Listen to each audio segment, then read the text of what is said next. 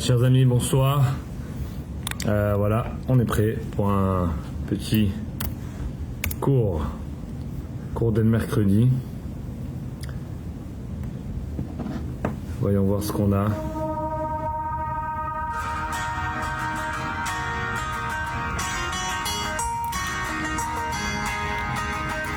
Petite chanson du mercredi soir.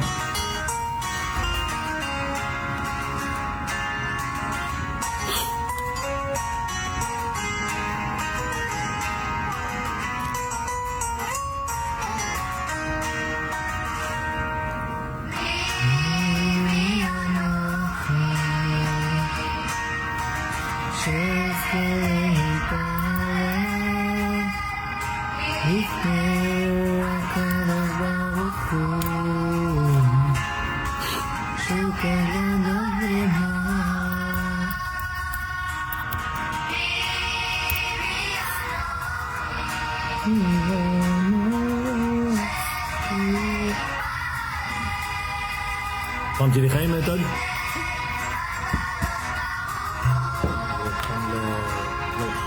Oui.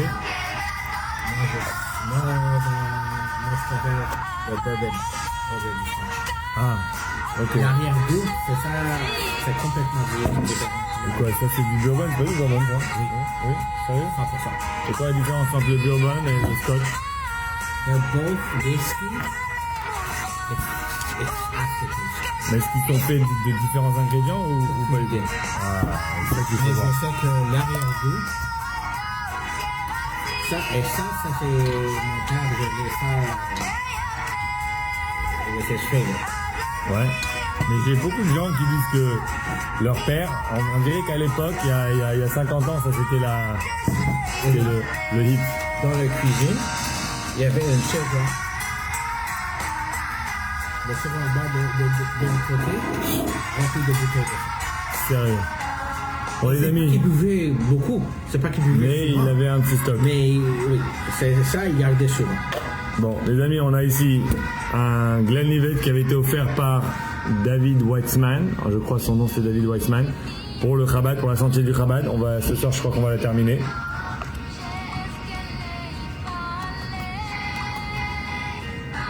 Je pense qu'on l'a terminé. Et attends, on va voir s'il reste une petite goutte. Je crois qu'on est bien.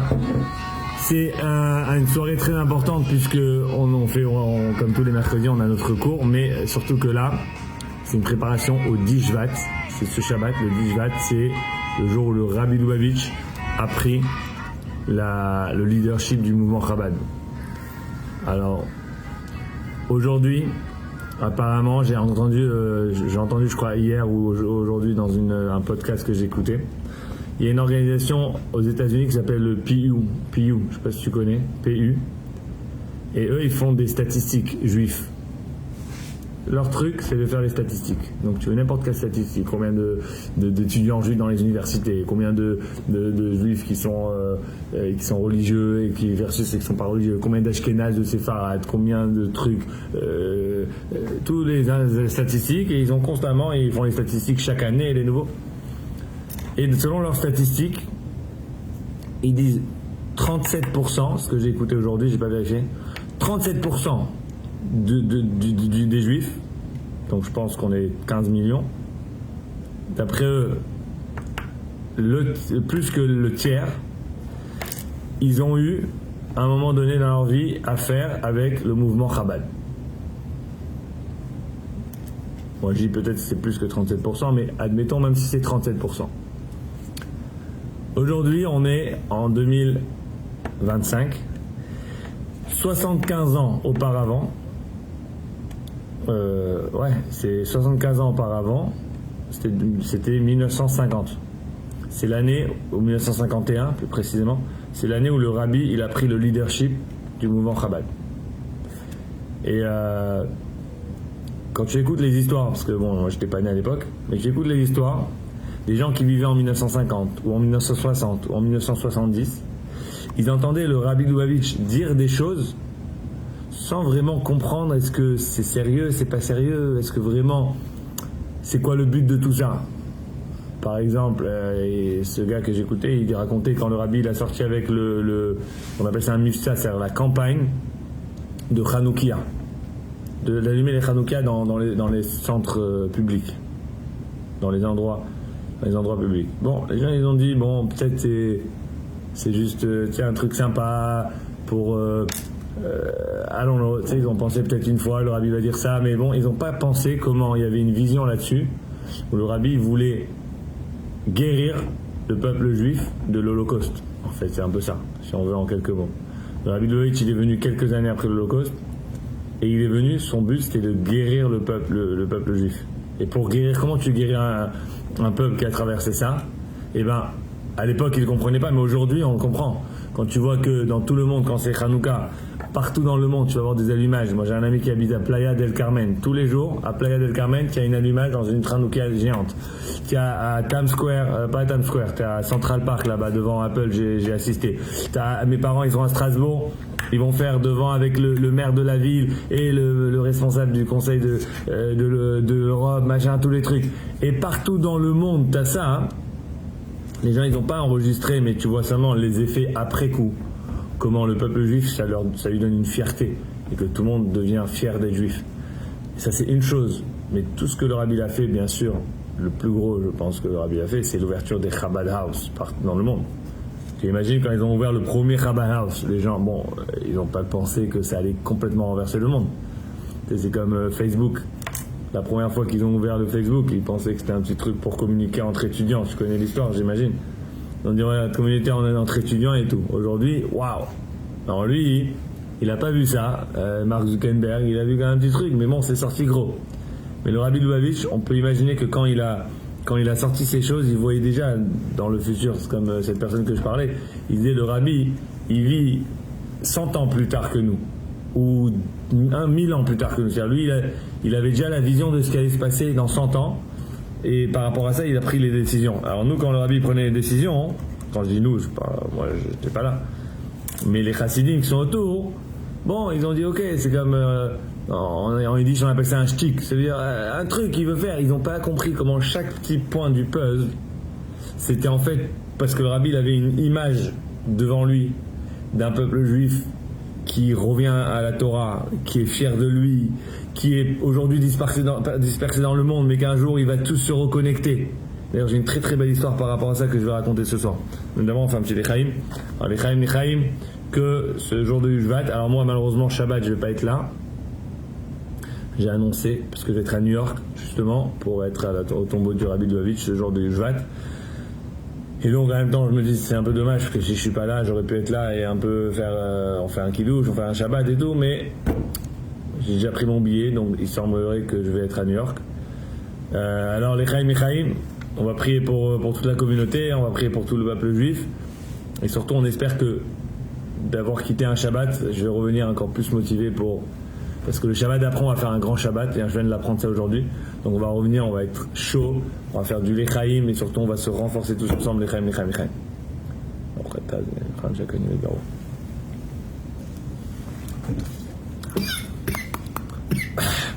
Ouh, ouais.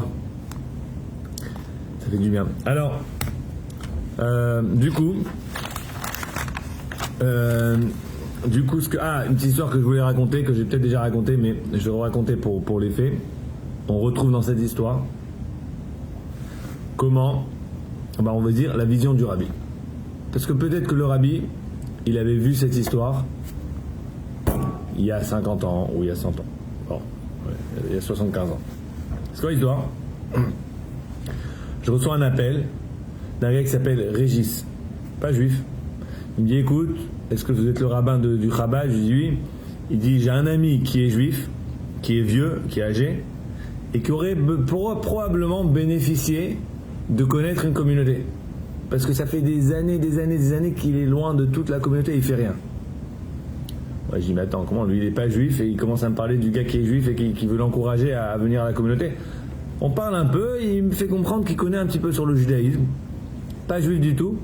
Mais il me dit, moi, d'après moi, un juif, il va être heureux quand il est entouré des autres juifs. Comme ça, il me dit. Il me dit, les gens, ils parlent la même langue, ils chantent les mêmes chansons, ils mangent la même nourriture. Il va être heureux comme ça. Il pourrait être épanoui Bon, cet appel, je le reçois il y a à peu près 6 mois. Peut-être 3 mois. Je dis ok, bien sûr. Il me dit le problème, c'est que ce gars, il est très têtu. Il veut rien savoir, il veut pas te rencontrer. Je dis bon, qu'est-ce qu'on va faire? Je dis on peut pas forcer quelqu'un. Il me dit écoute, on va essayer et on va voir. Bon. Des appels comme ça, j'en reçois de temps en temps. C'est pas la première fois. Et donc bon, pour moi, c'est un peu difficile de faire un suivi à chaque seconde de ce qui se passe. Donc j'ai dit ok, garde mon numéro, on s'appelle. Le gars, il me rappelle pas, machin. Un jour, il m'envoie un message, il me dit Zalman, au passage, c'est moi, Régis, on t'était parlé, est-ce que tu te rappelles de moi? Bien sûr, je me rappelle de toi et tout. Il me dit, qu'est-ce que t'en penses si on fait un rendez-vous? Je dis, ok, viens, on fait un rendez-vous. Je regarde mon calendrier, je vois que c'était une semaine très occupée. Je dis, ok, la semaine prochaine, jeudi soir, je suis disponible. Il me dit, ok. Bon, on confirme pas vraiment le rendez-vous. Et bon, ma semaine, elle passe, le Shabbat, la semaine, elle commence. Et c'était une semaine où j'étais particulièrement très occupé. Parce que c'était la veille de la campagne pour l'école. Où le goal, on devait, comme tu sais, ramasser 1,5 million de dollars. Alors, du coup, bon, la semaine à l'avance, moi, j'entends pas parler de Régis. Et je vois qu'il est mardi, je me dis, bon, et en plus, je crois pas que j'avais mis dans mon, peut-être j'avais mis dans mon rendez-vous, dans mon calendrier, j'avais mis un truc, mais je vois qu'on n'a pas vraiment confirmé et tout. Je dis, bon, si j'entends pas, je le rappelle après la campagne. J'étais hyper occupé. Tu vois pas que jeudi matin, je reçois un appel de Joseph Pepperman, qui est lui responsable des pompes funèbres de trucs. Il me dit Zalman, est-ce que tu es au courant? Je dis quoi? Il me dit ben je viens d'avoir un appel et tout. Il m'explique que ce gars-là, il est à l'hôpital et que il faudrait peut-être que tu ailles le voir. Ok. J'appelle Régis, je lui dis dis-moi, est-ce qu'on avait confirmé pour jeudi soir? Il me dit non, on n'avait pas confirmé, mais si tu es d'accord, on peut y aller. Je dis on y va. Je rentre à la maison, c'est une journée enneigée, donc j'arrive super tard. J'arrête, je mange un petit peu et Régis il vient me chercher. Derrière il me dit je veux venir te chercher parce que j'aimerais te parler en route. Il vient me chercher avec sa voiture et je rentre dans la voiture et on commence à discuter. Et là, quand on discute, il m'explique encore une fois la situation de ce gars. Il s'appelle Yitzhak. Ça fait très longtemps il a aucun contact, il veut rien savoir. Une fois il dit oui je vais rencontrer le rabbin. Le lendemain il dit non surtout ne me le rencontre pas et tout. Il me dit maintenant il est à l'hôpital. Et pas seulement ça, c'est que il a planifié son départ pour demain. Et on n'était pas au courant. Il me dit, nous, on est des amis. Il n'a pas de famille, en fait. Il n'a pas de femme, pas d'enfant, rien. Et il me dit, je pense qu'il a de la famille, mais il n'est pas en contact avec sa famille depuis plus de 40 ans. Sa femme, qui est divorcée, elle habite en Israël, quelque part. On n'a pas le contact, on n'a rien. Et ça se trouve, elle est déjà décédée. Ses enfants, pas de contact. Il me dit le seul contact qu'on a eu, c'est il y a 10 ans. Il y a un gars de New York qui est venu. Il a dit, il était habillé en policier. Il a dit je suis le fils de Yitzhak. Et le gars, ils ont parlé un peu. Ils sont repartis. Et Yitzhak plus tard, il a dit non, c'était pas mon fils. Une fois, il a dit oui, c'était mon fils. Machin. Bref, il explique comment. C'est un gars qui est en gros qui est seul dans le monde, sans personne. Et encore une fois dans la voiture, il me dit tu comprends, c'est hyper important que tu le rencontres, surtout que tu lui parles de trucs et tout machin. Bon, moi dans ma tête, il me dit bien sûr, c'est vrai qu'il a 94 ans, il a fait une chute récemment, donc il est dans un lit d'hôtel, d'hôpital, et il est dans une situation très difficile. Bon, du coup en route, moi je vais le voir, et la vérité c'est que dans ma tête, je m'attendais à voir quelqu'un qui était quand même très très malade, parce que malheureusement c'est pas la première fois que je vais à l'hôpital pour voir des gens malades. Et tu peux voir dans le visage, le gars il bouge presque pas, à peine il respire, il est sous des machines partout, machin. Je m'attendais à voir ça. Quand j'arrive à l'hôpital, je rencontre un gars, plein d'énergie. Bon, plein d'énergie, il peut pas trop bouger, parce qu'il s'est fait mal et tout, il est quand même assez bloqué. Mais il a toute sa tête. Et quand il me voit, il me dit, il est content de me voir, il me parle en hébreu et tout, on commence à parler en hébreu. Et il commence à me raconter des trucs de sa naissance, un peu comme ça, des trucs des anciens souvenirs. Et là, moi, dans ma tête, je fais semblant que je suis pas au courant de rien. Et je commence à lui parler. Et dans ma tête, mon but, c'est justement de le convaincre que... Alors, je lui explique, je lui dis, waouh, la chance que tu as, à 94 ans, tu as toute une vie derrière toi, c'est beau et tout. Chaque homme, chaque personne sur Terre, il souhaiterait vivre la vie que tu as. Machin, un truc comme ça, je le booste un peu. Et après, je lui dis, tu sais, la Dieu, chaque jour qu'il nous donne pour respirer, c'est un cadeau. Et quand je commence à lui parler, je dis, la Neshama, elle descend tous les matins dans le corps, Et qu'est-ce qu'on fait? On dit Modéani. Dès que je dis le mot Modéani, il commence à faire Modéani lefanecha. Tu connais cette chanson? Et là, je commence à chanter avec lui. Et on chante à répétition pendant quelques minutes. Et on reprend Modé. Et plus qu'on chante, on chante. Et il commence à pleurer. Tellement il pleure, il peut plus chanter avec moi. Et moi, je continue à chanter. Quand on finit de chanter Modéani, je lui parle encore une fois de l'importance d'Aneshama. On chante une autre chanson qu'il connaissait pas, mais je vais lui expliquer, c'est en hébreu, d'ailleurs, il connaissait l'hébreu. Aneshama yoredet letoch haguf. Aneshama yoredet letoch haguf. Et on chante. Quand je finis, je décide de lui chanter Hevenu Shalom, Alechem Ose Shalom, des chansons qu'il connaît. Là, il chante, il tape des mains et tout. Je suis pas sûr s'il pouvait trop taper des mains, mais il bouge les mains comme ça. Et comme ça, on chante un petit peu. Et après, je lui dis, Yitzhak, semaine prochaine, jeudi soir, je viens te voir pour te chanter encore des chansons. Il me dit, mais non, semaine prochaine, je suis pas là. Il me dit, tu peux venir me bénir, mais je vais pas être là. Je dis, comment tu vas pas être là? Il me dit, ah, ça y est. Il me dit, avec sa main, il me fait comme ça. Je dis, mais ça va pas, c'est pas possible. Bref, on commence à avoir une discussion, j'essaye tous les moyens. Je lui dis quoi? Il me dit Gomer, Annie, Gomer, en hébreu c'est je finis. Il me dit je Gomer. Je dis quoi? Tu Gomer? Moi je Gomer avec toi. Je dis moi je vais Gomer avec toi. Il me dit quoi? Je comprends pas. Je dis moi je Gomer avec toi. Il me dit mais ça va pas, t'es fou.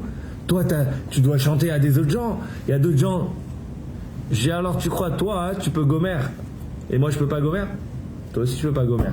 Et comme ça on commence un peu à avoir une petite discussion. Et malheureusement rien à faire. Bon. Moi, j'espère quand même qu'après cette heure quand même de Hitorerut, ça fait très longtemps qu'il n'a pas entendu l'hébreu, encore moins des Modéani, ça doit être des chansons qu'il a entendues quand il était tout jeune, tout petit. On a parlé un peu de la Torah, les mitzvot et tout, l'importance de chaque respiration et tout. J'espérais que ça allait faire un petit effet sur lui. Mais quand je pars dans la voiture, Régis, il me dit ça a pas l'air qu'il va changer d'avis. Qu'est-ce qu'on fait? Là, je rappelle Joseph Pepperman, et Joseph Pepperman, il me dit écoute, tu fais ton maximum, et dans tous les cas, peu importe ce qui se passe, il nous faut absolument un document signé, parce que si il n'a pas de famille, le gouvernement c'est lui qui s'occupe de l'enterrement, et c'est très difficile pour Pepperman qui a un truc pompe funèbre juif de prendre en charge. Donc il nous faut un papier signé par lui avant qu'il parte. Alors notre prochain challenge, c'était justement d'avoir ce papier. Alors je parle à Régis, il me dit écoute, demain matin à 6h du matin je vais aller le voir, machin, parce qu'il avait rendez-vous à 9h et tout. Traumatisant comme histoire. Régis, un tzaddik, comme on dit en hébreu, chassid umot haolam, c'est un sage de parmi les nations. Il va avec les documents que Pepperman nous a envoyés par email et tout. Il arrive à lui faire signer, et malheureusement vers 9h45, Régis il m'envoie un message, Yitzhak est parti. Histoire triste. Tout de suite, je parle à Pepperman. On fait les arrangements. L'enterrement lundi. Maintenant, lundi, l'enterrement, il n'y a personne. Il n'y a pas de juif, à part Pepperman, moi, enfin c'est pas Pepperman, mais un des gars qui travaille là-bas, moi, et c'est tout. Parce que même les amis qui s'occupent de lui, ils ne sont pas juifs. Tout de suite, j'appelle Levi New, il fait partie de MTC, c'est un Chabad de Montréal. Et lui, il a une organisation qui réunit Minyan pour des enterrements s'il n'y a pas Minyan. Tout de suite, je l'appelle, je lui dis voilà la situation et tout. Il me dit pas de problème, on va s'en prendre en charge. Et figure-toi que lundi à 1h de l'après-midi, on se retrouve au cimetière, Baron de Hirsch, je crois qu'il s'appelle le cimetière, avec un Minyan complet, avec Yitzhak Ben Yosef dans le cercueil. Et là, on est tous autour de ce cercueil. Et avant de l'enterrer, j'ai décidé de dire quelques mots. Le message, en quelques mots très courts. D'abord, je parle du premier miracle que j'ai eu de rencontrer Yitzhak juste avant qu'il meure, la veille. On a ensemble, tu sais, on dit dans la Gemara, on dit dans la Torah, on dit des fois la tchouva, ça peut être en 1 seconde. On sait pas, la tchouva, ça peut être quelque chose d'1 seconde. Et je peux te dire, quand j'étais dans la chambre, on a chanté, tu voyais que il y avait un pleur, pas un pleur normal, c'était un pleur d'une neshama qui malheureusement qui souffrait, qui était emprisonné quelque part. Deuxième miracle, j'ai dit comme ça, qu'on a un minyan pour faire Kaddish, pour un juif que pendant des années, pendant plus de 40, peut-être plus que 40 ans, il était complètement déconnecté de son peuple, et qu'on arrive à la fin, comme si rien n'était passé, avec un minyan autour, on fait toutes les prières, tout le kaddish, tout ce qu'il faut, comme si de rien. Ça, c'est un deuxième miracle. J'ai terminé en disant que la leçon, c'est que Dieu, il s'occupe de chaque juif, n'importe où il est, peu importe son parcours. Et même si des fois il y a des gens qui sont perdus, tu as l'impression qu'ils sont complètement perdus, mais ils ne sont pas vraiment perdus. Parce que Dieu, il a une pensée pour eux. Et quand, au moment donné où c'est nécessaire, il va envoyer, et il va envoyer, dans ce cas-là, c'était vraiment le fait qu'à la dernière minute, on a pu le renouer avec son peuple, on a pu lui redonner un moment de Kedusha, si on veut, et plus que ça, le plus important, la plus grande mitzvah, qu'on a pu se réunir autour de son cercueil et faire Kaddish pour lui, ça c'était magnifique. C'était vraiment un enterrement très émouvant. Et d'ailleurs, dans la vidéo, vous voyez, derrière moi, il y a ce qu'on appelle le Memory Board. C'est écrit dessus Ner Hashem Nishmat Adam, la bougie d'Hachem, c'est la Neshama d'un homme. On va, si je veux, mettre une plaque pour Yitzhak Ben Yosef, pour que Yitzhak Ben Yosef, il sache pour toujours qu'il fait partie de la communauté juive. C'est pas quelqu'un qui est oublié, et que si Dieu veut, à chaque année, quand sa date de décès va arriver, on va mentionner son nom, on va faire un kaddish pour lui, on va faire les chaim pour lui, on va penser à sa neshama, que sa neshama, comme c'est écrit, Israël, afalpi shechata Israëlou. Même quelqu'un, il a pu fauter, il a pu se perdre, il a pu oublier tout pendant toute sa vie. Si c'est un juif, c'est un juif. Et pourquoi cette histoire, elle est pertinente ce soir? C'est parce qu'aujourd'hui, on va étudier sur Yudjvat. Et justement, Yudjvat, c'est ça. Yudjvat, c'est le Rabbi Lubavitch qui s'est assis sur la chaise de leadership du mouvement Chabad. Mais il s'est pas arrêté au mouvement Chabad. Déjà, le mouvement Chabad ne s'est jamais arrêté au mouvement Chabad, même avant le Rabbi. Mais là, avec le Rabbi, c'était très clair. La mission du Rabbi ne s'arrête pas à ses chassidim, au mouvement Chabad, mais s'arrête vraiment à tout le peuple juif, et j'irai même plus loin que le peuple juif, tout le monde entier. Et l'histoire qui s'est passée il y a 2 semaines exactement, c'est une démonstration claire de la vision du Rabbi, comment, grâce au Rabbi, ici on est là, à Brossard, et ce juif, sans le Chabad de Brossard, et ben peut-être que ce juif, bon après Dieu il a d'autres façons, mais peut-être que ce juif, théoriquement, il n'aurait pas eu cette chance qu'il a eue aux dernières minutes de sa vie. Et donc tout ça, c'est pour dire que chaque moment de la journée, et spécialement quand on arrive à Yudjvat, on doit avoir un remerciement pour Hachem, un remerciement pour le Rabbi, de prendre chaque neshama juif, chaque personne qui existe dans le monde, le prendre à cœur et le traiter comme un diamant très très cher, très important. Alors ça, c'est la petite histoire en introduction à notre cours. Mais maintenant, on va rentrer un petit peu dans l'étude, parce qu'il faut savoir tout ça, hein, c'est pas un business plan. Même un business plan, c'est quoi un business plan? Business plan, c'est t'as un goal, voilà, je veux faire tant d'argent, et là, pour arriver de A à Z, on a tout un plan. Alors spirituellement, c'est la même chose. Le Rabbi, il a un plan, hein, mais c'est pas un plan matériel, c'est un plan qui vient avec une étude. C'est-à-dire que l'étude de la Chassidut, c'est les valeurs qu'un homme il a besoin pour réaliser ce plan. Je ne peux pas juste dire moi je fais le plan mais je ne vais pas étudier, parce que l'étude c'est ça le fuel, c'est l'énergie que tu mets dans ce que tu fais, c'est à travers l'étude. Donc tous les discours du Rabbi, ils vont t'influencer pour gagner ces valeurs qui vont t'aider à comprendre et à avancer vers cet objectif. Et c'est pour ça que l'étude d'aujourd'hui est encore plus importante, puisque c'est l'étude qui a été dit le jour de Yudjvat par le Rabbi Lubavitch. Alors maintenant, il y a un petit détail important, c'est que le Rabbi précédent, le jour de son décès, il a publié un fascicule qui s'appelle Bati Legani. Je suis venu dans mon jardin. En fait, le Rabbi précédent, il a écrit ce discours, il a dit qu'il va être publié le 10 Shvat, et le 10 Shvat il est aussi décédé. Le Rabbi Lubavitch, l'année d'après, en 1951, il a commenté sur ce discours. Et chaque année, le rabbi il commentait sur le discours. Sauf que il y a quelque chose d'intéressant, c'est que le rabbi précédent, il a fait un discours qui avait 20 paragraphes. Et le rabbi, qu'est-ce qu'il faisait? Chaque année, il commentait sur un des 20 paragraphes. Donc chaque 20 ans, il reprenait tout le discours et il le recommentait. Et au total, le rabbi, il a fait 2 cycles pendant 40 ans et quelques, parce que on va dire 40 ans. Il a passé les 20 et il a recommencé 1, 2, 3 jusqu'à 20 et il a recommencé 1, 2, 3 jusqu'à 20. Donc en fait, chaque année, quand on arrive au Dishvat, par rapport à l'année qu'on se trouve, on a toujours le Mahamar, on a 4 Mahamar. Un Mahamar, c'est un discours. 4 Mahamar qui sont pertinents. Celui-là du rabbi précédent, qui est fait de 20 chapitres. Le premier Mahamar du rabbi Lubavitch, qui est là, qui est toujours pertinent, parce qu'il s'appelle Bati Legani, mais aussi dans ce Bati Legani, le rabbi, il nous annonce un petit peu toute sa mission, dans des termes spirituels. Donc il te dit quelle est la mission de notre génération, la Shrina qui est dans le monde. Bref, quand tu étudies, tu vois tous ces termes, tu te dis qu'à l'époque, quand les gens ils ont écouté ça, ils ont pensé que c'était juste un discours. Ils n'ont pas réalisé que ça c'est vraiment pas un discours.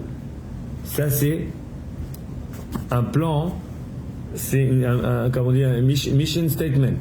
Comment on dit ça en français? Une mission. Une mission que le rabbi l'a mis à l'écrit. Donc quand tu l'étudies, tu penses que c'est juste un discours, il ramène des parties du Zohar, il ramène des histoires, il ramène des questions, il répond aux questions. Tu dis, ah, c'est intéressant comme truc. Mais 75 ans plus tard, quand tu relis ça, tu dis, cette phrase-là, c'est aujourd'hui, cette phrase, c'est aujourd'hui, cette phrase, c'est aujourd'hui. Donc tout ce qu'on raconte là, tout ce qu'on vit, comment un juif n'importe où qu'il est dans le monde, il a un endroit où il peut rentrer et il va avoir la même chose qu'on a dans ce Chabad. Il va avoir un Sefer Torah, il va avoir des lettres en hébreu, il va avoir des Gmarot, des Sfarim, des livres, des Sidorim. Et ben tout ça c'est pas écrit clairement, mais tu peux le lire entre les lignes de ce que le rabbi disait en 1951.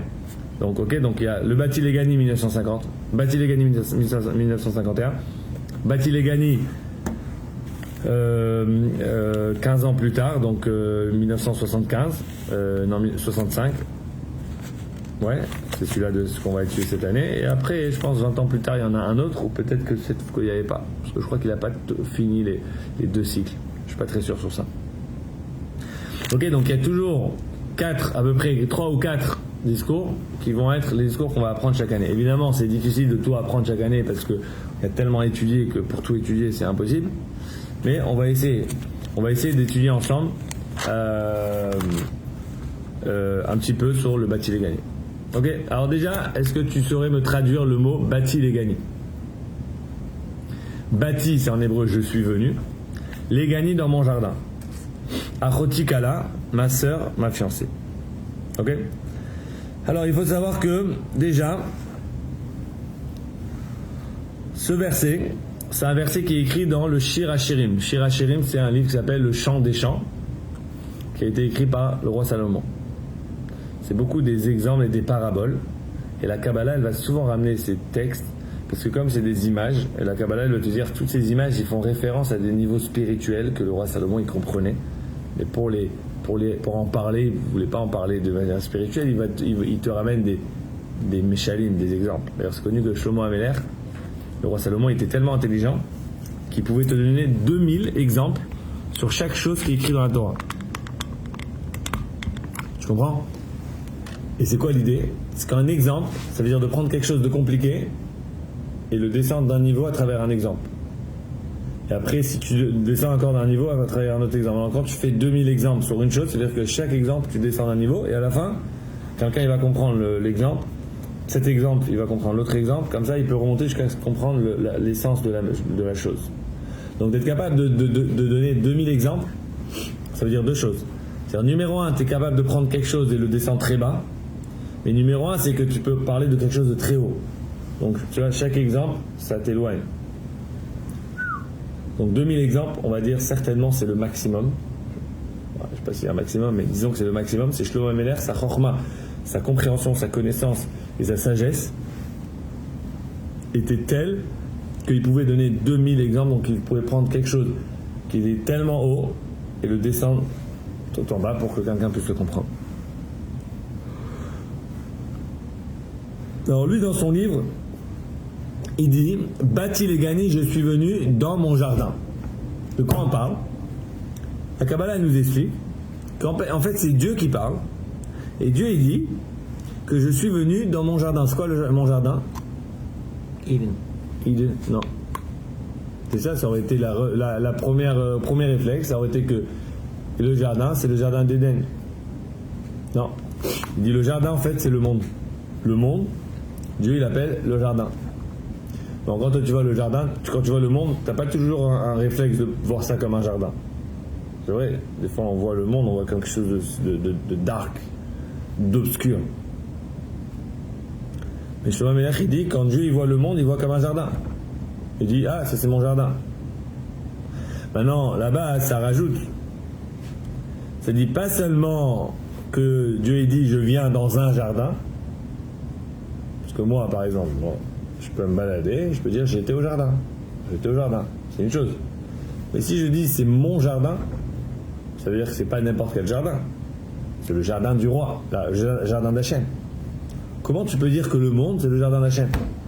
C'est bizarre. Non, pense à cette question. Et pense que la question, elle se pose aussi en 1950. 4 ans après la plus grande destruction que le peuple juif a vécue.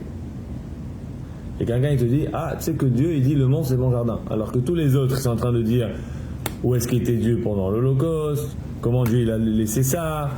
On doit cacher notre identité juive pour éviter la reproduction de ce qui s'est passé il y a 4 ans. Imaginez, c'est très difficile à comprendre comment les gens ils peuvent. 4 ans, c'est tard, c'est juste avant. Il doit être traumatisé.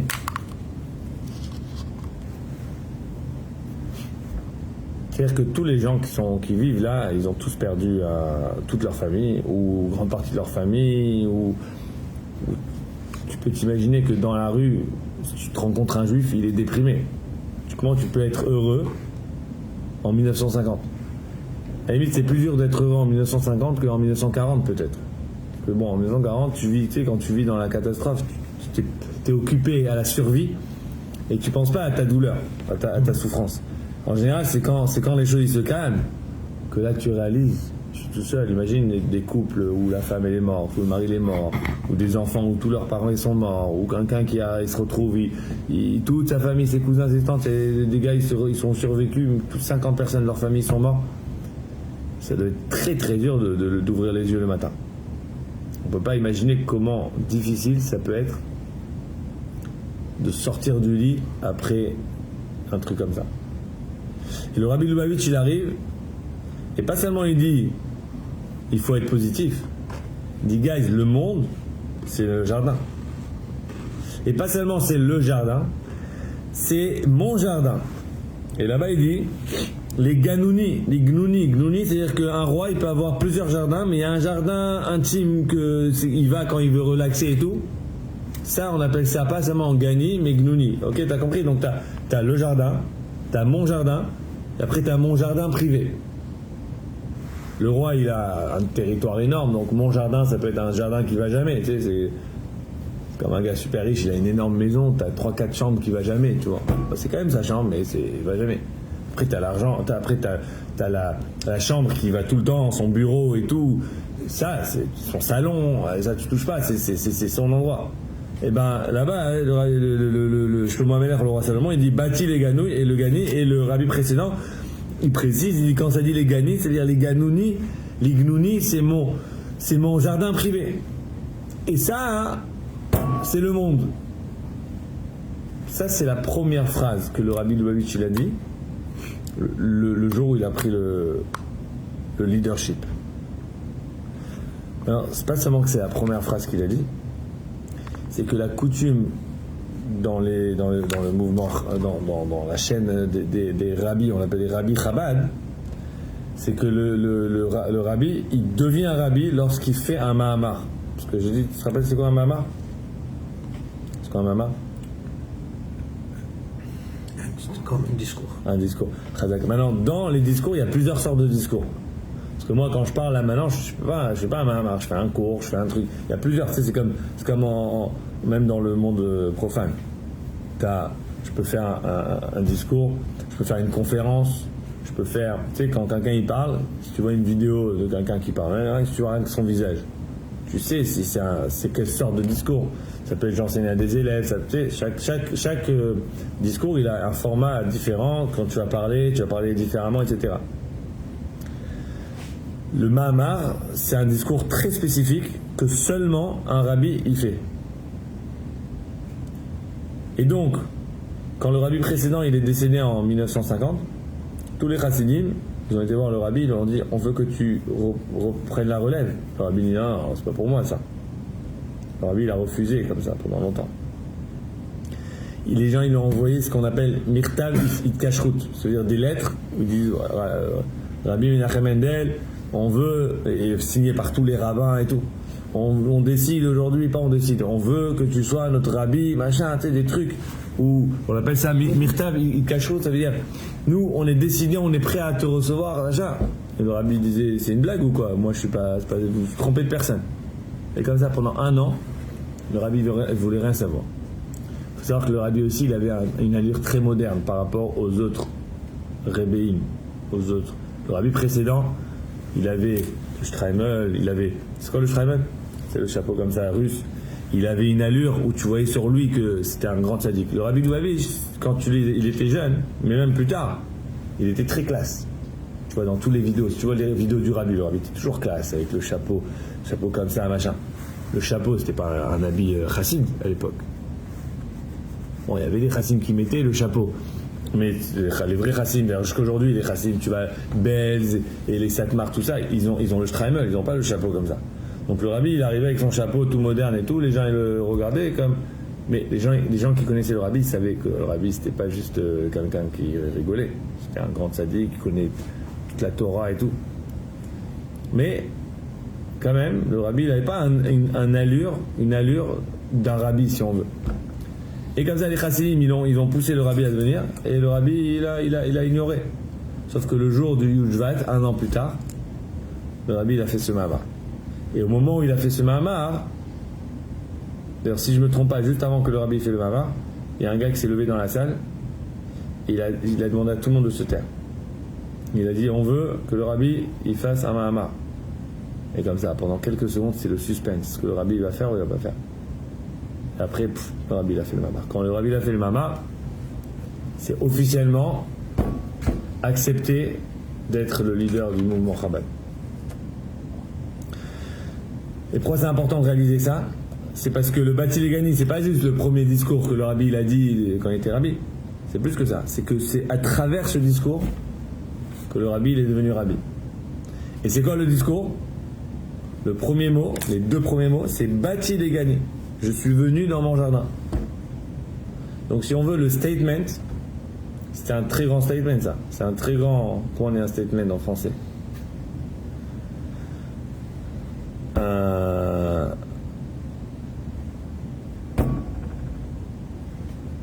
Un fact, pas un fact.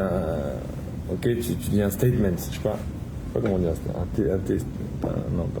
Testification, je sais pas comment on dit ça. Mais peut-être que quelqu'un, hey Tati, oh guys, on peut faire une petite pause pour Momo et Adassa, on y va. Hello Adassa Momo, hello Adassa, hello Adassa, hello. On fait pour Momo, hello Momo, hello. Joseph, Glock, hey, can you sing us some songs and play us some guitar, yalla. Joseph. Ok, donc qu'est-ce qui se passe? C'est le début de ce discours, donc la première seconde, le rabbi l'embarque dans ce rôle, c'est avec un œil positif. Bati Legani. Vous pensez tous que le monde c'est une catastrophe, qu'il y a de l'injustice, que Dieu il se cache, qu'il veut pas de nous, qu'il nous a détruits, il nous a fait du mal, et on est déprimé, et tout est noir, et tout machin, et tout truc. Le rabbi il ignore tout ça, et il dit Bati Legani. Le monde où on vit, c'est l'endroit le plus beau, pas seulement du monde, de tout ce qui existe dans l'univers matériel et spirituel. C'est-à-dire, toi, quand j'ai dit quoi Gani, t'as dit le Gan Eden. Oui, mais le Gan Eden, c'est spirituel. Le rabbi dit non, c'est pas le Gan Eden. Dieu, il dit pas, ah, je suis fier de mon Gan Eden. Non. Il s'en fout un peu de son Gan Eden. Entre guillemets. Tous ces trucs, le Gan Eden, il n'aurait pas eu lieu d'exister si le monde n'existait pas. En hébreu, on appelle Atzilut. Tu te rappelles, on a peut-être déjà parlé de ça. Atzilut, c'est un des plus grands mondes spirituels où la Kabbalah nous explique comment tout est annulé devant Dieu et que même les réceptacles sont des lumières et tout. On va pas rentrer dans tous les concepts kabbalistiques. Mais Atzilut, qui est une émanation de Dieu, qui est complètement... Même ça, c'est rien. Même ça, c'est rien. Le monde, c'est ça, le Gani, le jardin de Dieu, c'est vraiment le monde. Ah, ce que tu vois aujourd'hui, c'est pas ça du tout. Ok, il y a un travail à faire. C'est comme je te rentre dans une maison, je te dis, vas-y, dis-moi, c'est quoi la plus belle chambre, la chambre qui a coûté le plus cher à rénover. Toi, tu vas, tu dis, cette chambre. Et non. Cette chambre, non. Le gars, il te dit, c'est cette chambre. Tu lui dis, mais comment? C'est la poubelle ici. Il y a du linge sale par terre, il y a les murs, ils sont sales et tout. Je te dis, ah. Parce que toi, tu vois extérieurement, toi, tu vois le linge sale, tu vois la pagaille. Mais la pagaille, c'est rien, tu prends un balai, t'enlèves. La valeur d'une chambre, c'est pas parce qu'il y a un papier par terre où il n'y a pas. Pour rénover une chambre, ça peut coûter 50 000 $. Et toi, tu dis, ah, elle est moche parce qu'il y a du papier par terre et parce que la chaise, elle est renversée. Mais t'es bête, t'as rien compris. Ok? Donc tu peux prendre une belle chambre. Tu prends toute la pagaille que tu as dans la rue, des poubelles, et tu renverses partout. Et même tu mets du ketchup sur les murs et tout. Ça change rien. Quelqu'un qui s'y connaît, il rentre, tout de suite il dit, le parterre c'est du marbre de Dubaï. Je sais pas s'ils ont du marbre à Dubaï. C'est du marbre de Dubaï. La peinture glossy comme ça, tu prends un petit fichefond, t'enlèves le ketchup. Ça c'est de la peinture très rare en or qui coûte des trucs. Et le lustre, le lustre il est complètement renversé avec des trucs, c'est rien, tu enlèves. Quelqu'un qui est connaisseur, il voit la vraie valeur d'une chose. Ok? Et ça c'est ça l'histoire. C'est que le Rabbi Lubavitch il voit, il te dit, toi avec un œil débutant, tu dis le monde c'est la poubelle, le Gan Eden c'est magnifique. Rabbi Bena, t'as raison si tu regardes que les choses qui sont devant toi. Mais si tu regardes ce qu'il y a derrière tout ça, c'est le contraire. Le monde c'est magnifique, le plus beau, de loin de tout ce qui existe, incluant le Gan Eden, incluant les mondes spirituels, incluant le monde des âmes, et incluant tout. Le monde c'est le plus beau. Je suis sérieux? Alors comment je nettoie cette chambre? Tu dis alors c'est cette chambre, c'est la plus belle. Oui mais moi je suis venu pour passer une semaine de vacances. Je veux pas vivre dans les poubelles. Je préfère vivre dans une cabane qui est propre que dans un palais où c'est sale. Il dit pas un problème, tu prends le balai, tu nettoies, tu vas voir. Le Rabbi nous dit, on va faire pas le nettoyage, c'est pas le nettoyage, mais on va faire ressortir la beauté de ce monde. Mais avant de faire ressortir la beauté de ce monde, faut d'abord que tu réalises que le monde il est beau. Si dans ta tête tu penses que c'est pas beau, alors tu vas pas te fatiguer à l'embellir. Tu vas pas te perdre du temps pour quelque chose qui n'a pas de valeur. Donc a priori déjà première chose que tu dois réaliser, c'est que le monde il a une valeur très grande. Quand tu as compris que le monde a une valeur très grande, là, déjà, tu es motivé, tu dis maintenant, je veux voir cette valeur. Alors là, il n'y a pas de problème, tu t'assois, tu vas étudier. Tu vas comprendre comment. Et là, le Rabbi nous dit clairement, pas qu'il ne dit pas ça dans des parenthèses. Bon, il y a plusieurs, le discours il est long, mais une des choses qui est simple, c'est je crois dans le chapitre 9, je crois, attends, avant ça. Une des choses qui est simple, il dit, non pas le 9 c'est le dernier, les étovim et kol echad meitanu. On demande à chacun de nous. Ok, je t'ai sauté tout là, mais c'est pas grave, un point, peut-être qu'il y a 10 points dans le truc, mais un point que c'est écrit, je vais le traduire dans les mots, c'est le Rabbi qui nous donne comment faire pour faire ressortir la beauté de ce monde. Comme je l'ai dit, je répète une dernière fois, ça tu peux seulement lire ça si tu as compris d'abord que le monde c'est une beauté. D'abord tu vas faire comprendre que le monde c'est une beauté. Quand tu as compris que le monde c'est une beauté, tu dis c'est un truc de fou que c'est une beauté et qu'on le voit pas. Parce que tout ce qu'on voit tu vois dans les news, il n'y a que des choses catastrophiques. Tu vois dans la rue, il n'y a que des choses catastrophiques. Tu dis c'est pas possible, je veux voir cette beauté. Alors là, t'as en toi une envie de découvrir cette beauté. Alors je te dis, viens, je te montrer comment on fait. Et là il dit, ça on demande de chacun de nous, chez Yedou, qui doit savoir qu'on se trouve dans Rashvi, la 7e génération, et que la 7e génération, c'est la suite de la première. Et il te dit, c'est quoi? Vaikra Beshem Hashem Kadam. Je te saute un petit peu. Tu dois appeler le nom d'Hachem. Ça veut dire quoi? C'est écrit en yiddish. Je vais le traduire. Gekumen inazelche erter, de venir dans des endroits. Vosmenhot dorten nit gewus von Gottlichkeit, que là-bas on ne connaît pas Dieu. Donc aller dans des endroits qui ne connaissent pas Dieu ou la présence de Dieu. Nit gewus von Yiddishkeit, qui connaissent pas sur le judaïsme. Ou nit gewus afilu von Aleph-Bet, et qui connaissent même pas Aleph-Bet. Aleph-Bet, c'est quoi Aleph-Bet? C'est la base de la Torah, c'est l'alphabet hébreu. Tu connais pas Aleph-Bet, tu connais rien.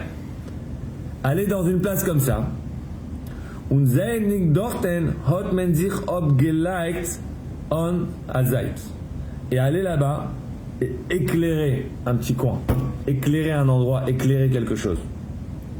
Et pas seulement tu éclaires et tu prends quelqu'un qui connaît pas le Aleph-Bet, tu dis ah viens je vais t'apprendre le Aleph-Bet, mais là-bas il continue. Il dit il faut aussi que autour de toi, il y a deux choses. Il y a appeler le nom de Dieu. Donc appeler le nom de Dieu, concrètement, ça veut dire guys, Dieu existe. Ça veut dire appeler le nom de Dieu. Mais plus que ça, il y a aussi en hébreu on appelle vayakre. Tu fais appeler. Moi je dis guys que Dieu existe. Donc disons je réveille les gens, je dis hey Dieu existe. Ok, c'est le premier niveau. Mais Abraham Avinu, c'est notre père, parce que l'on doit prendre exemple sur notre père. Il ne faisait pas juste dire aux gens Dieu existe, mais il s'assurait que les autres gens, eux-mêmes aussi, ils vont dire Dieu existe. Donc ça c'est en hébreu, il y a la différence entre Vaikra et Vayakre. Et les deux, ils écrivent la même chose. Vaikra c'est et tu appelles. Ok, tu arrives dans une foule, tu dis guys, j'annonce, tac. Mais après, tu as le gars qui est plus smart. C'est pas il dit juste j'annonce. C'est un peu l'idée du social media aujourd'hui, tu sais. Tu veux prendre une vidéo et tu veux t'assurer que les gens ils partagent ta vidéo.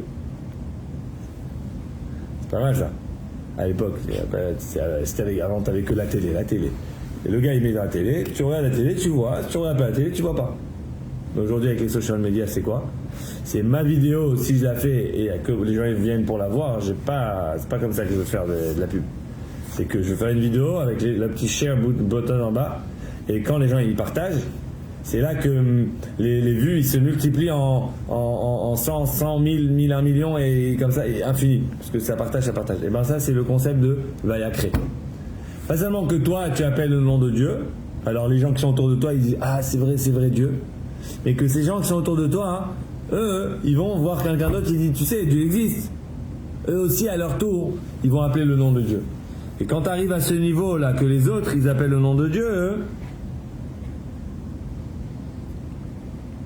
alors là, qu'est-ce qui se passe? Pas seulement que Dieu, il existe dans le monde, mais Dieu, il dirige ce monde. Dieu, il est maître du monde. Dieu, la présence de Dieu, elle est encore plus grande. Et ça ramène ça dans la conscience des gens. Que les gens, ils sont conscients que Dieu, il existe. Et comme ça, à la fin du Mamar, le Rabbi il explique comment ça a l'air que c'est un job impossible, c'est un truc. On te rappelle maintenant, chaque fois que j'étudie ce Mamar, je me dis si je l'étudie en 1950, c'est-à-dire dans ma tête, l'effort, c'est de m'imaginer en 1950, c'est impossible de s'imaginer en 1950. Mais rien que tu t'imagines de vivre en 1950 et de dire que tu vas dans un endroit où ils connaissent pas le judaïsme, ils connaissent pas l'Aleph-Bet, et pas seulement tu parles de Dieu et tu parles du judaïsme et tu t'assures que les gens, à eux, à leur tour, ils vont parler de Dieu et parler du judaïsme. Ça, c'est comme un rêve il y a 75 ans. Mais aujourd'hui, c'est pas un rêve. Aujourd'hui, c'est l'histoire c'est le passé, ça. Parce que combien de juifs aujourd'hui, prenons l'exemple de mes parents à moi. Eux-mêmes n'étaient pas religieux. Ils ont rencontré le Chabad en Tunisie et à Paris plus tard. Et eux-mêmes, à leur tour, ils sont devenus shaliach. Donc mes parents, ils sont eux-mêmes envoyés du Rabbi à Strasbourg et ils ont une école et ils ont une synagogue. Moi, je suis leurs enfants et on est plusieurs des enfants qui eux-mêmes ont des Chabad. Donc ça, c'est vraiment l'effet de pas seulement Vaïkra t'appelle, mais tu vas y créer. C'est-à-dire tu crées un système où l'autre qui t'a écouté, à son tour, il va repartir, il va retransmettre ce message. Et ça fait un effet boule de neige, ripple effect, dans le monde entier. Et le résultat, c'est ce qu'on a aujourd'hui. C'est que dans le monde entier, un juif n'importe où il est, il se sent pas seul. Un jour n'importe où il est, un juif n'importe où il est, quand c'est Hanouka, il va venir voir et écouter l'image de Hanouka. Un juif n'importe où il est, il va. J'ai reçu un appel cette semaine. Quel jour on est dimanche. Je crois dimanche.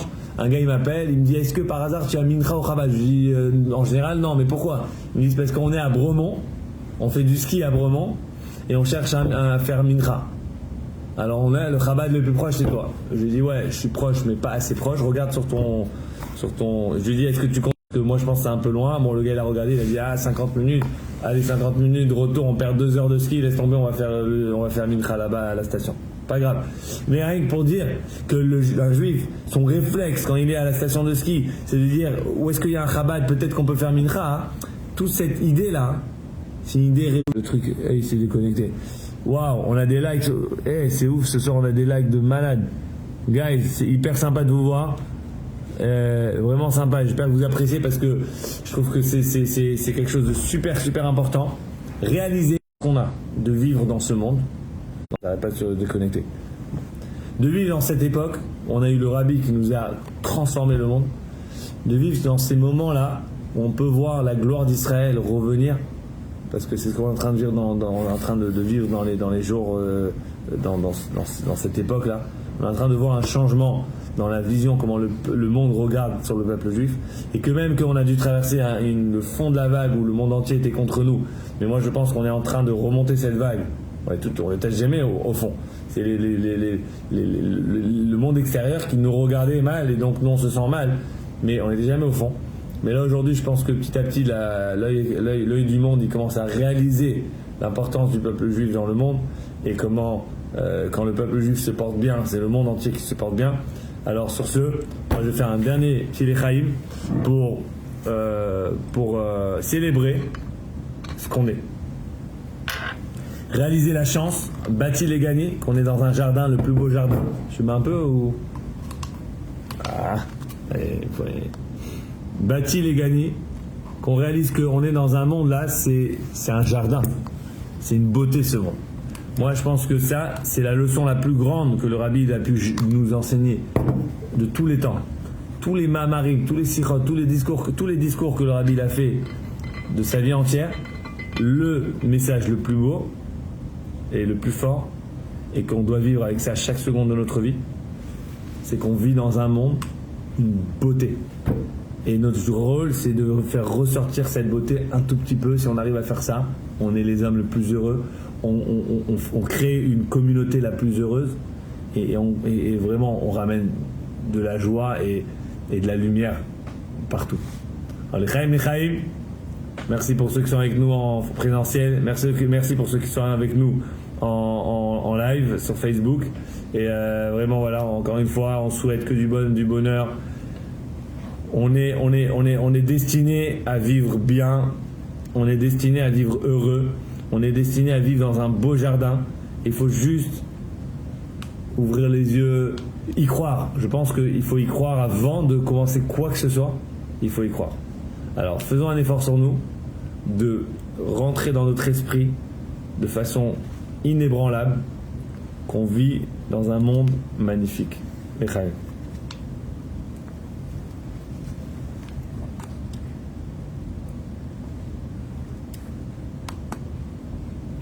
La vérité, elle est pas mal. La vérité est pas mal. Crâne royal. Ok les amis, je vous laisse. Sur ce, je vous laisse. Je vous souhaite Yom Tov, Chag Sameach et Shabbat Shalom. À bientôt.